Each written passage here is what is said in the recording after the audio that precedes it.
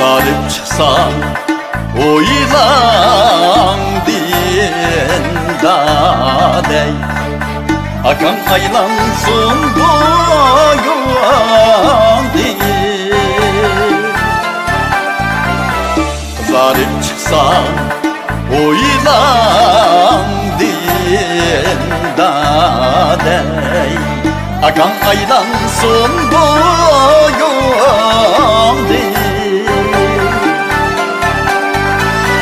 Kimi alem sana açtırdıramam, senin aydek cemalindir.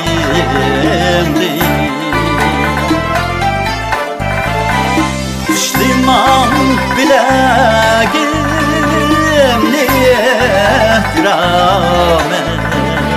köydürmem yüreğim.